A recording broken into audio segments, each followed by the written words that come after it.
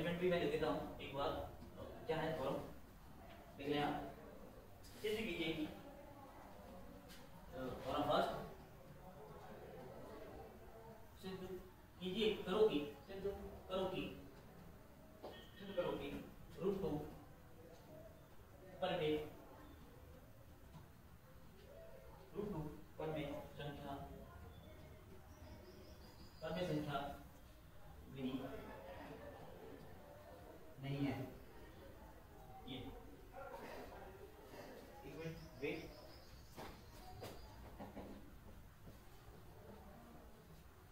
अरे आवाज नहीं आ रही हो?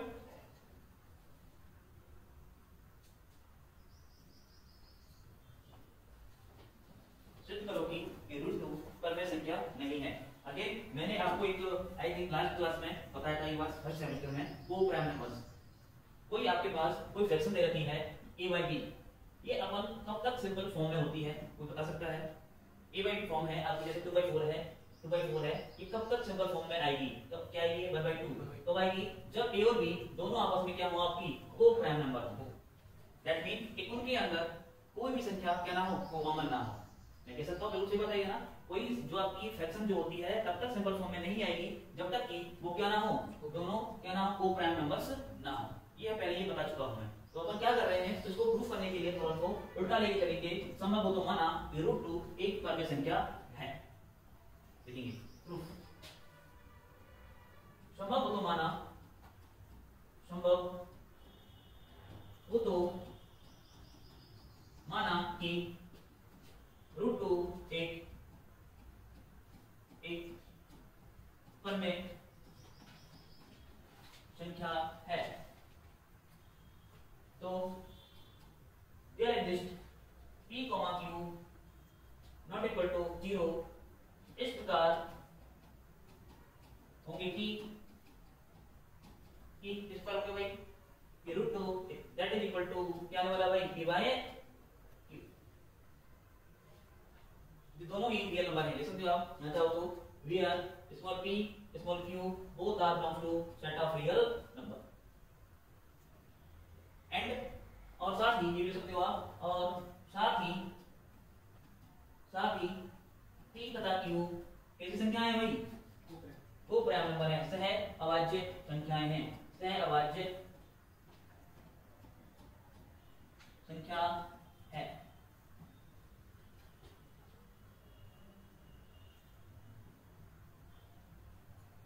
ठीक है, कोई दिक्कत नहीं है? अपन ने उल्टा ले रहे हैं, दो बार सिद्ध करेंगे कि रूट 2 एक कैसी संख्या नहीं है आपकी, एक पर में संख्या नहीं है। तो आपने मान लिया कि रूट 2 एक कैसी संख्या है बेटा, आपकी पर में संख्या है। पर में संख्या है दैट मीन तो मैं इसको किस फॉर्म में ले सकता हूं, p by q की फॉर्म में ले सकता हूं, जहां पर q की वैल्यू क्या होनी चाहिए आपकी, 0 नहीं होनी चाहिए। एंड दोनों p और q क्या होनी चाहिए आपकी, सहअभाज्य संख्याएं होनी चाहिए। तो मल्टीप्लाई करते हैं यहां पर, तब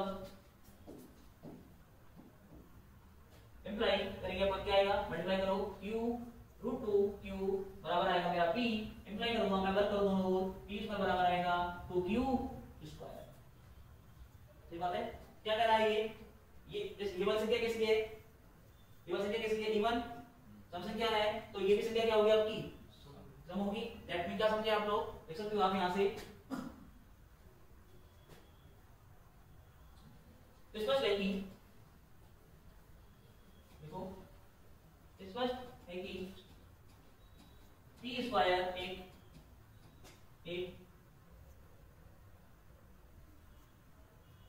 सम संख्या होगी।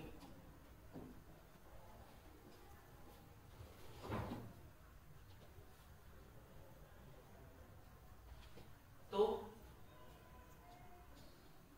p भी क्या होगी, एक सम पूर्णांक होगा। ये पूरी क्वांटिटी आपकी क्या आई है, सम आई है। जब आप उसका स्क्वायर लोगे तो p भी क्या आएगा, आपका सम पूर्णांक आएगा। इसीलिए तो माना, तो इसीलिए माना कि, इसीलिए आपने मान लिया, क्या मान लिया, p बराबर 2n set of integer value. रखो मानो मत, समीकरण 1 से इसका बंडल लेते हैं हम। इसको कर डालो,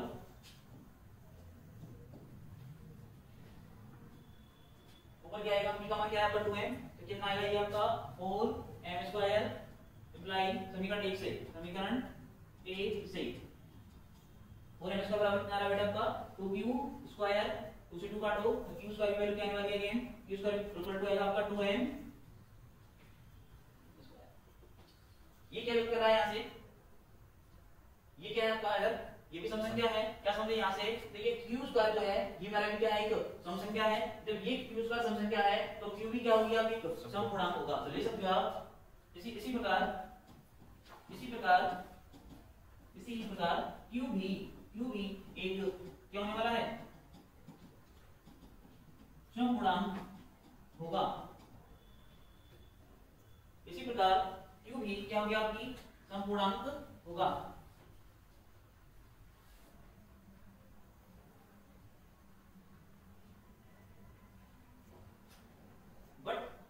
तो दोनों को प्राइम नंबर्स हैं, दोनों में कुछ भी कॉमन नहीं है, लेकिन यहाँ पी आपकी क्या संख्या है, आपकी सम, क्यू भी कैसी संख्या है आपकी सम, दैट मीन एटलीस्ट उसमें एक नंबर तो कॉमन है, वो कौन सी आपकी 2।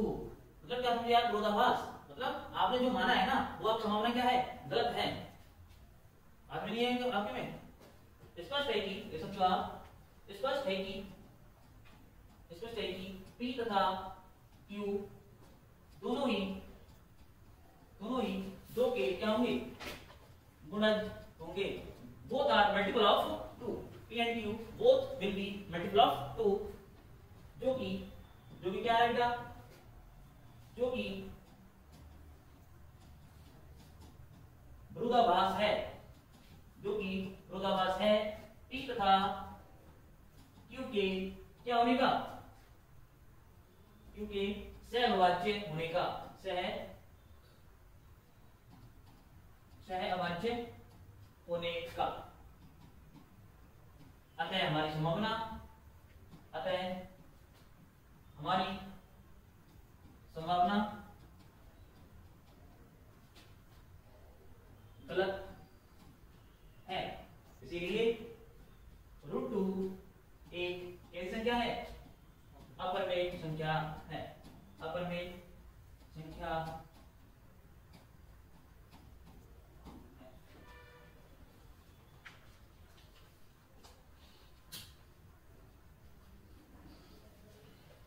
पूरी थ्योरम को समझ सकती हो, बहुत ही सिंपल थ्योरम है, ये √2 आपकी क्यों एक अपर में संख्या है, ये उसको नेक्स्ट थ्योरम करने वाले हैं।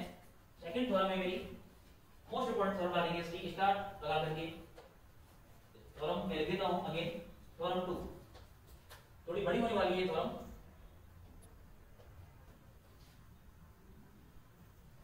सिद्ध करो कि परिमेय संख्याओं का समुच्चय, परिमेय संख्याओं का समुच्चय Q एक पूर्ण क्रमिक क्षेत्र नहीं है।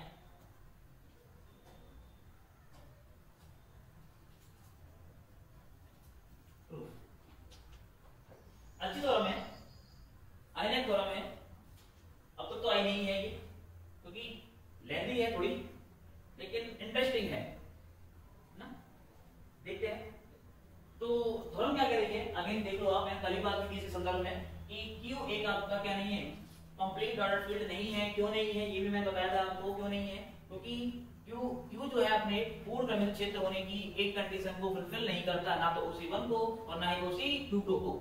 OC1 क्या थी आपकी, यदि कोई क्षेत्र है, क्रमिक क्षेत्र है, वो पूर्ण क्रमिक क्षेत्र होगा यदि यदि उसके कोई सेट है ऊपर से प्रबद्ध है, तो उसका उच्चक जो है उस क्षेत्र के अंदर होना चाहिए। तो मैं क्या करने वाला हूं, अब देखो इस ये क्षेत्र आपका कौन सा क्षेत्र आपका, क्यों क्रमिक क्षेत्र तो है, ऑर्डर फील्ड है, तो मैं इसका एक क्या लूंगा, सबसेट लूंगा। क्या लूंगा, एक सबसेट लूंगा, जो क्या होगा आपका बॉन्डेड अबव होगा। क्या होगा आपका बॉन्डेड अबव होगा, ऊपर से प्रबद्ध होगा, लेकिन जो उसका उच्चक होगा वो किसी विद्यमान नहीं होगा, क्यू में विद्यमान नहीं होगा। जब वो उच्चक जो है क्यू में विद्यमान नहीं होगा तो क्या कहने वाले हैं, तो अपन एक सेट लेंगे बस क्यू, और सेट होने के बाद हम डिफाइन करेंगे अपन क्या पूर्ण क्रमिक क्षेत्र ना होने का। लिखें अपन, क्योंकि हम जानते हैं कि क्यू एक, क्योंकि हम जानते हैं क्यू एक कैसा क्षेत्र है बेटा, क्रमिक क्षेत्र है। इसे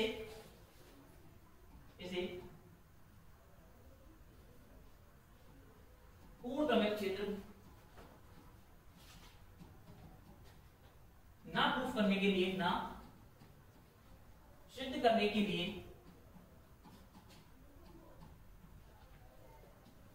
इतना पर्याप्त होगा कि इसके किसी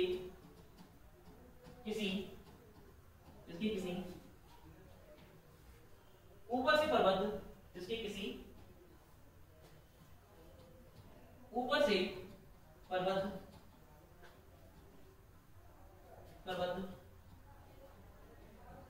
समुच्चय का क्या नहीं है, उच्चक, प्रबद्ध समुच्चय का उच्चक किसमें इतना नहीं है, क्यू में बस क्यू में विद्यमान नहीं है। ये भाषा में से लिखाता हूं, जब भी आप कभी अपनी थ्योरम्स देखोगे कहीं भी 6 महीने बाद 5 महीने बाद, तो आपको पता लग जाएगा कि मैंने ये थ्योरम कैसे प्रूफ की थी। ये आप लिखना चाहो तो लिख सकते हो, अदरवाइज छोड़ भी सकते हो, है ना। इतनी पर आपको पता होना चाहिए कि मैंने इसको पूर्ण क्रमिक क्षेत्र नहीं प्रूफ करने के लिए क्या किया था। हमें करना कैसे है, हमें ऐसा सेट लेना है जो बाउंडेड अबव तो है, बाउंडेड अबव है, लेकिन उसका उच्चक जो है किसमें विद्यमान नहीं है, मेरा क्यू में नहीं है। जब क्यू में नहीं है तो ये ऑब्वियस क्या हो जाएगा आपका, ये पूर्ण क्रमिक क्षेत्र नहीं होगा। तो अगली थ्योरम करके लिखें हम आगे। तो इसके लिए हम एक समुच्चय पर विचार करते हैं, ठीक है। तो इसके लिए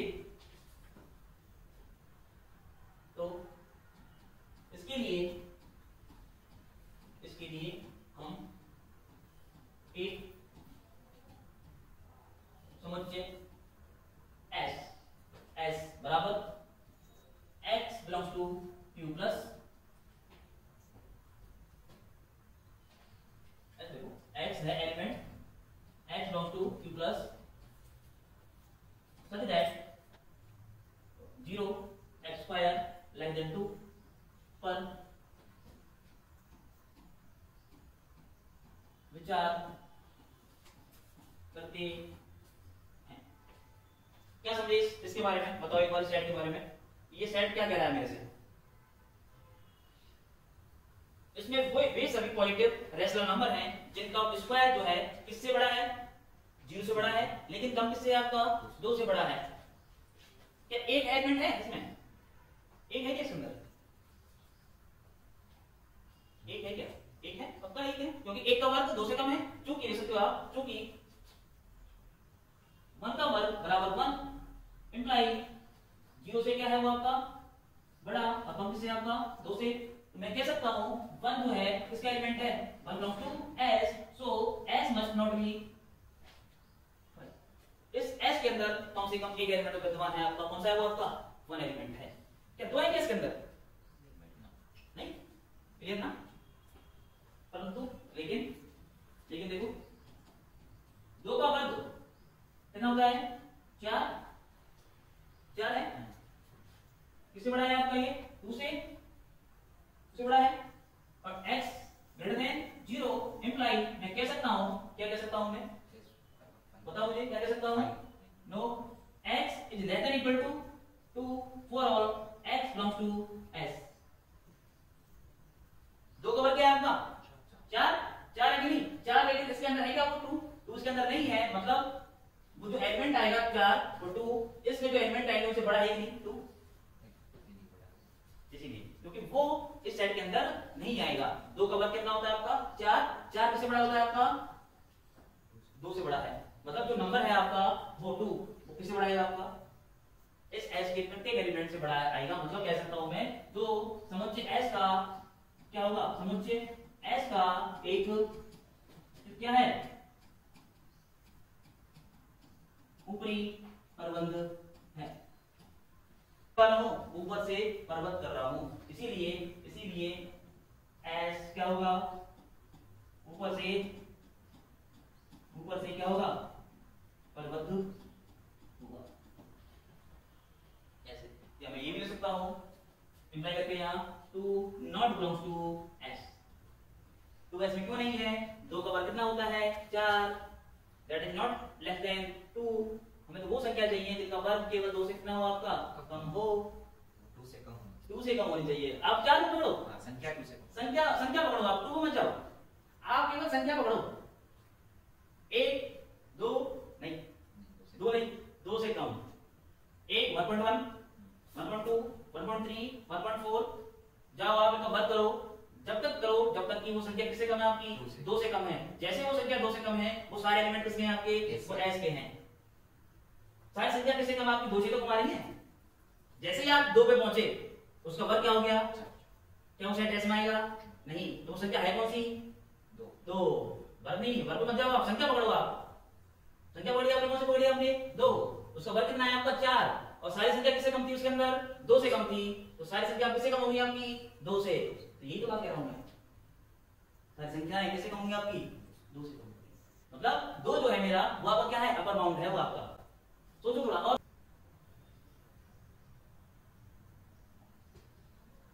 समझते S देखो ये लाइन,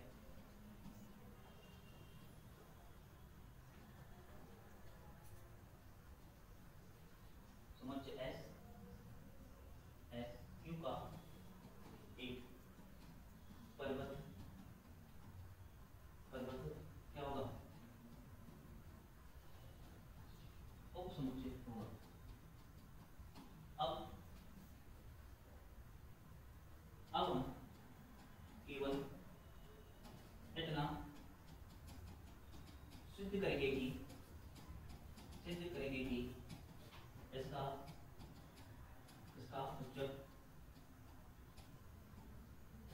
इसका उच्चक किसमें नहीं है, क्यू में नहीं है, क्यू में नहीं है।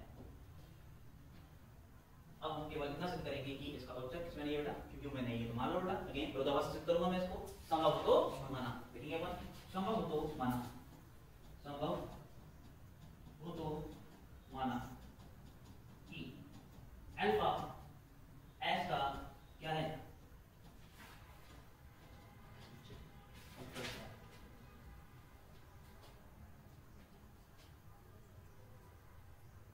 अल्फा क्या है, इसका उच्चक है।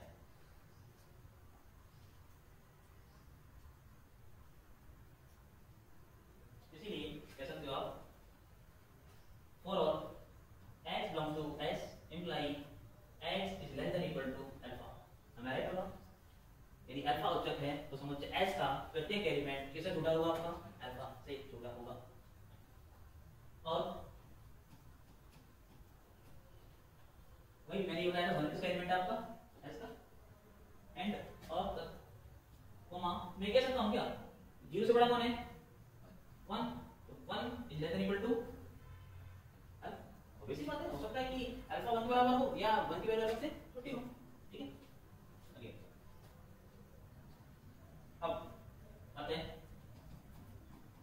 अल्फा एक कैसी संख्या है आपकी, धनात्मक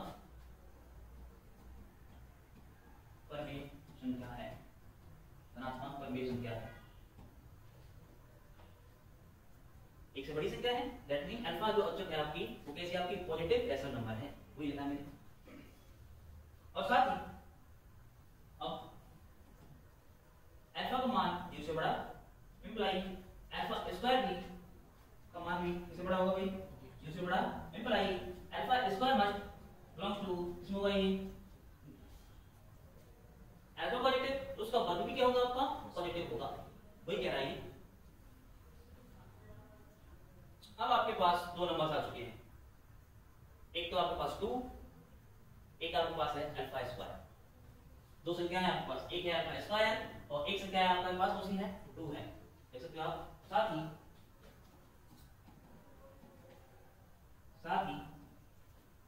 2 belongs to q plus comma alpha square belongs to q plus, तथा q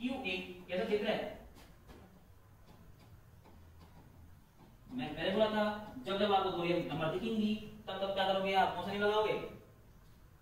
ट्रिकोटोमी लो। कौन सा नियम लगाओगे आप? त्रिविभागी नियम लगाओगे भाई। दो संख्या दिखेगी आपको, एक दिखी आपको 2 और एक देखिए आपको अल्फा स्क्वायर। दोनों ही इस सेट एस के ऊपरी परवलय तो है, लेकिन अल्फा इसका क्या है? उच्चक है। तो मैंने भी बोला है उच्चक है, मैंने माना है कि अल्फा जो है इसका क्या है? उच्चक है। कंफ्यूजन मत हो जाना, मैंने ये नहीं कहा है कि आपको 2 उच्चक है। 2 आपको क्या है? आपका ऊपरी परवलय है, रैशनल नंबर है। अल्फा स्क्वायर आपको क्या है? अल्फा स्क्वायर भी रैशनल नंबर है। तो केस फर्स्ट तब कौन सा नियम? त्रिविभागी नियम। त्रिविभागी नियम से पहला फर्स्ट वन क्या कहता है कि अल्फा स्क्वायर का मान किसे कम? x less than y। Second alpha square बराबर 2। तीसरा अल्फा स्क्वायर ग्रेटर देन 2।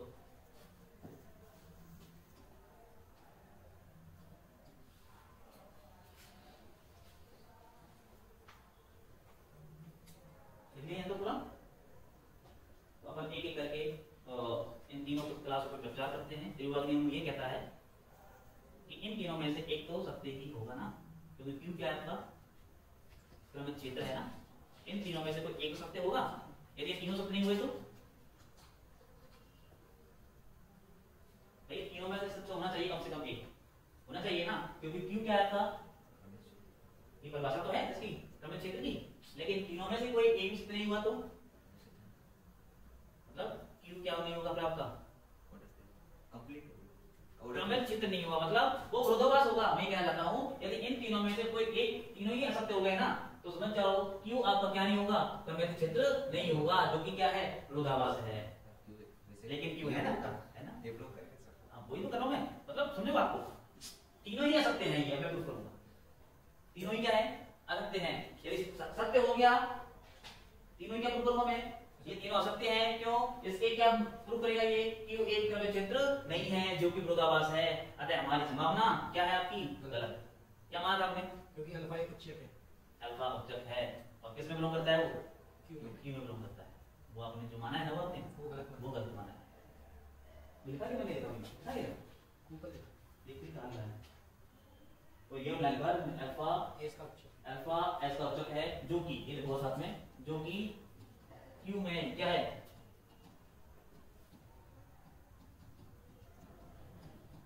ये भी देखो उसमें क्या है।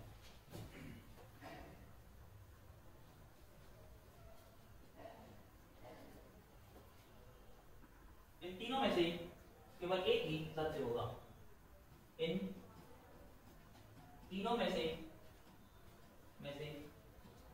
कोई एक ही सत्य होगा। अब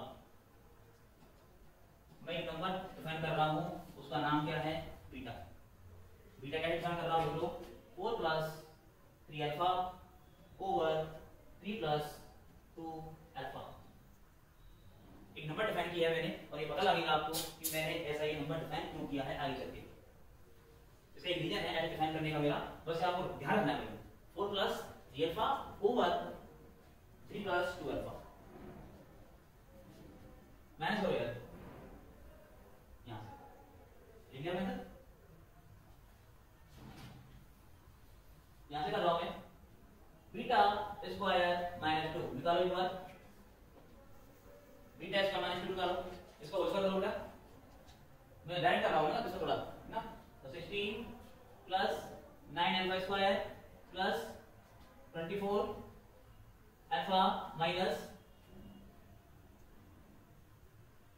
बटे 9 plus 4 alpha square plus 12 alpha minus 2 multiply करो। 16 plus 9 alpha square plus 24 alpha बटे 9 plus 4 alpha square minus 18 minus 8 alpha square plus 24 alpha plus 12 alpha कितना आ रहा है भाई? -1 अपॉन कुछ कट रहा है क्या? हाँ 24 अल्फा प्लस माइनस 24 ये दोनों कट गया उसमें और -1 अपॉन कोई है नहीं कुछ कट रहा है ये बनेगा 2 अल्फा स्क्वायर माइनस 2 हो रहा है अल्फा स्क्वायर माइनस 2 बटे बटे में कौन आ रहा है 9 + 4 3 प्लस 2 अल्फा का होल स्क्वायर यस ये कौन है मेरा ये मेरा बीटा स्क्वायर माइनस 2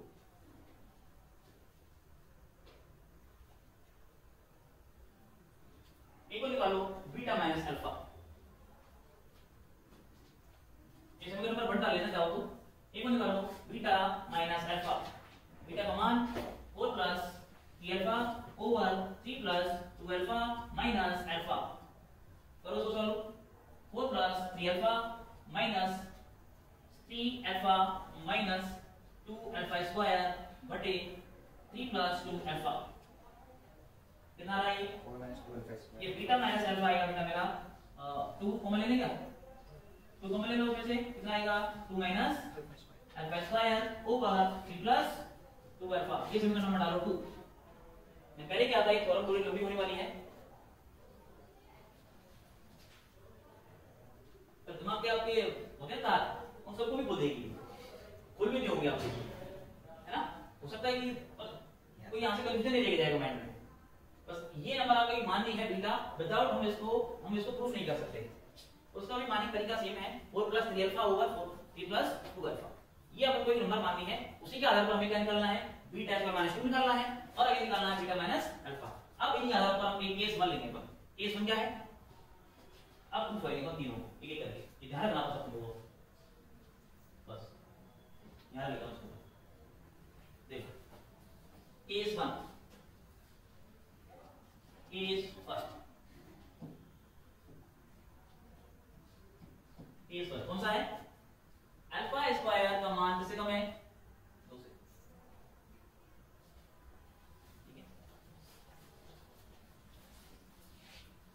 समीकरण 1 से बताऊं मुझे एक बार समीकरण 1 क्या कह रहा है बीटा स्क्वायर इसकी वैल्यू कम इसकी वैल्यू ज्यादा बात सुनो समीकरण 1 से समीकरण 1 से ये क्या कर रहा है कम माइनस ज्यादा क्वांटिटी क्या आएगी नेगेटिव तो बीटा स्क्वायर माइनस 2 क्या आएगा नेगेटिव आप समझ ना क्या कहूंगा मैं यहां बीटा स्क्वायर की वैल्यू किससे कम समीकरण 2 से समीकरण 2 से क्या कह रहा है ये समीकरण नंबर 2 ये कह रहा है ज्यादा माइनस कम पॉजिटिव ये वैल्यू क्या है पॉजिटिव देखो ना वहां वाली केस से ये वैल्यू पॉजिटिव तो बीटा माइनस अल्फा क्या है यहां से बीटा माइनस अल्फा क्या आएगा पॉजिटिव इंप्लाई बीटा का मान किससे बड़ा है अल्फा से बड़ा है दोनों वर्ग कर लो क्या करेगा ये बीटा स्क्वायर का वर्ग जो है बड़ा होगा किससे अल्फा स्क्वायर से बताओ क्या कह रहा है तीन कंडीशन बन चुकी है इंप्लाई इन दोनों कंडीशन को कंपेयर करना इस कंडीशन को इस कंडीशन को कंपेयर करना अल्फा स्क्वायर की वैल्यू 2 से बड़ी किससे कम है नहीं बीटा स्क्वायर से और बीटा स्क्वायर की वैल्यू किससे कम है अल्फा स्क्वायर से नहीं 2 से हां 2 से क्या अप्लाई कर रहा है अल्फा स्क्वायर 2 से कम बताओ उच्चक बताओ ये वैल्यू जिससे बड़ी है तो सत्य हो गया क्या समझे यहां से क्या बात कर रहे हो आप कि अल्फा और बीटा किसके एलिमेंट हैं एस के एलिमेंट हैं बात समझो ना कि ये दोनों अल्फा और बीटा का वर्ग जो है किससे कम है 2 से कम है इंप्लाई कर रहा है ये कि अल्फा और बीटा किससे बिलोंग करेंगे आपके एस में एस बिलोंग करेंगे लेकिन अल्फा तो उच्चक है अल्फा क्या है आपका उच्चक क्या होता है और सभी अवयवों में बड़ा ऊपरी परिबंधों में सबसे छोटा लेकिन यहां तो अल्फा से एक बड़ा एलिमेंट है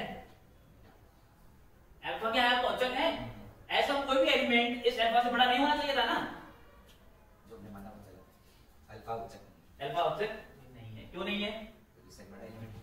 वो ये एलिमेंट इसका है, अगेन एस का एलिमेंट है, क्योंकि इसका पद किससे कम है? 2 से कम है। क्योंकि ये रहा, दोनों ही एलिमेंट किसके हैं? एस के हैं, लेकिन अल्फा की वैल्यू कम है, बीटा की वैल्यू ज्यादा है, लेकिन अल्फा तो मेरा उच्चक है ना। अल्फा कैसे उच्चक हो गया? बात समझो, मतलब जो कि अल्फा के उच्चक होने का क्या करता है? विरोध करता है। देख सकते हो आप, जो कि अल्फा के उच्चक होने का विरोध करता है। अतः हमारी संभावना क्या है भाई? अतः हमारी संभावना गलत।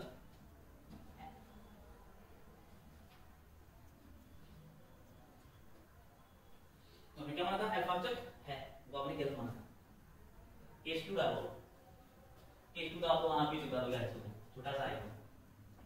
केस 2 क्या था? लिख लिया होगा हमने, लिख लिया हमने। केस 2 क्या लिखा हूं? केस 2 मान तो बताया इसके लिए। केस 2 अल्फा स्क्वायर बराबर 2 प्लस माइनस रूट 2 अल्फा बराबर प्लस माइनस रूट यस, मैं क्या करता है यहाँ रूट 2 प्लस माइनस लगा लेते हैं, चलो ठीक है। लेकिन क्योंकि अल्फा रूट 2 किसमें है आपका? लिखा है पहले मैंने कि अल्फा उच्चक है, और किसमें होना चाहिए? Set of real rational number होना चाहिए आपका। लेकिन ये तो क्या है आपका? रेशनल नंबर आ रहा है ना, जो कि अगेन क्या है? मुद्दा है भाई, बस समझो ना मंसूब 10वीं क्लास की कहानी थी अपनी। अल्फा बराबर रूट 2 और अल्फा क्या है आपकी? अगर माना है तो अल्फा इज रेशनल नंबर। बात समझो, बात बतानी क्या कह सकते हो आप? इसीलिए सकते हो जो कि क्या है? विरोधाभास, ये लिख सकते हो आप। लेकिन लिख लो, इसीलिए विरोधाभास है। दो हो गई कंडीशन, तीसरी कंडीशन है लास्ट एंड फाइनल। इसके बाद हम थोड़ा बहुत तो व्यू हुई, इसके बाद हम कल करेंगे। और व्यूज केस थर्ड क्या पूछ रहा है? अल्फा स्क्वायर नहीं 2 is less then alpha square. ऐसे लोग करोगे ना। समीकरण 1 क्या कह रहा है? समीकरण 1 से समीकरण 1 लिखा है देखो, समीकरण 1 से क्या कहानी आ रही है? देखिए एक बात, यहाँ 2 की वैल्यू कम है, ये रहा 2 की वैल्यू कम है, अल्फा की वैल्यू ज्यादा है, ये रहा बीटा स्क्वायर माइनस 2 नेगेटिव हो जाएगा। देखो 2 कम ज्यादा माइनस कम, तो ये पॉजिटिव क्वांटिटी आएगी। हां सही, समीकरण 1 से बीटा स्क्वायर माइनस 2 कितनी क्वांटिटी आएगी? पॉजिटिव। तो कैसे कहूंगा यहाँ से beta square is greater than 2। Again समीकरण 2 से देखो, अगेन ये कंडीशन क्या आएगी? नेगेटिव। देख सकते हो आप, 2 की वैल्यू कम है, अल्फा की वैल्यू ज्यादा है, तो कम माइनस ज्यादा क्या आएगा? नेगेटिव। तो ये वैल्यू क्या आएगी आपकी? अब नेगेटिव आएगी। समीकरण 2 से अपन करने वाले हैं समीकरण 2 से बीटा माइनस अल्फा क्या आएगा? नेगेटिव। तो मैं कह सकता हूं कि बीटा की वैल्यू कम आएगी अल्फा से, इंप्लाई वर्क करो दोनों का, beta square is less then alpha square. इसको ऐसे लिख सकते हो, 2 का मान कम है किससे? बीटा स्क्वायर से।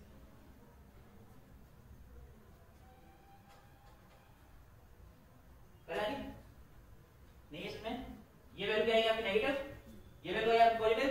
तो ये दोनों स्टेटमेंट आएंगे सामने, एक ये आया भी आया, इन दोनों को कंबाइन करो, तब क्या आएगा?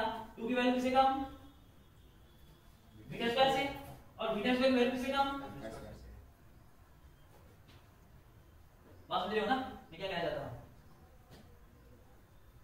ये यहां से आ गया, ये देखिए मान लेते हैं कोई x जो है किसका एलिमेंट है?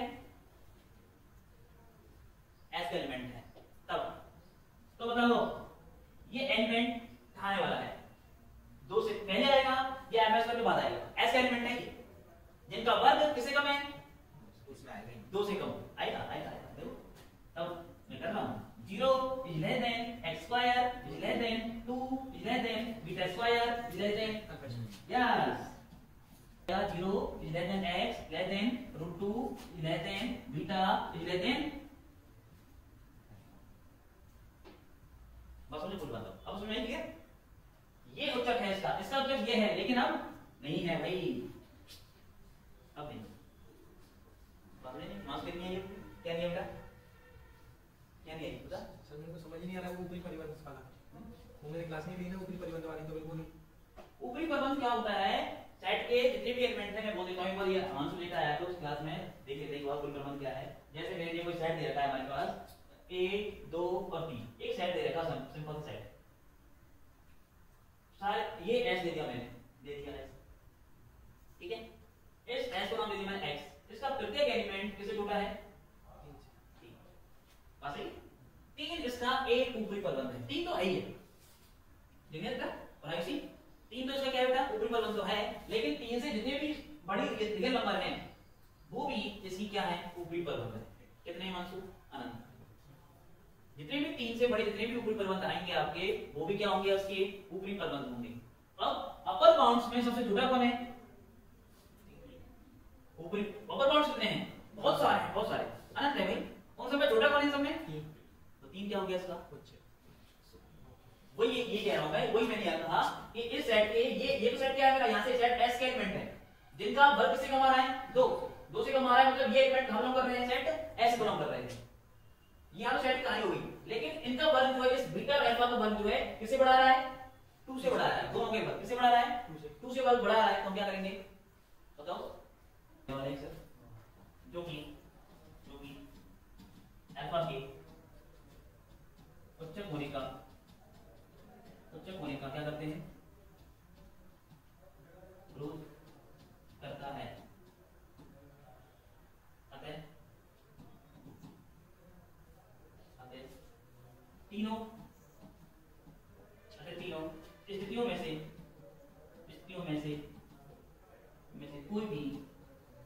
कोई भी क्या नियम का सत्य नहीं है, जो कि Q को क्रमिक क्षेत्र होने का क्या करता है, होने का विरोध करता है, अतः हमारी संभावना गलत है, इसीलिए Q के पूर्ण क्रमिक क्षेत्र नहीं है। कोई बात समझे आप लोग, इसके बाद हम करेंगे कल। थोड़ा आप लोग एक बार अपनी जगह जरूर देखना भाई, थोड़ा लंबी ज्यादा है, लेकिन आप प्रत्येक स्टेप को और समझना डीपली तो आपको क्लियर हो जाएगा सब कुछ।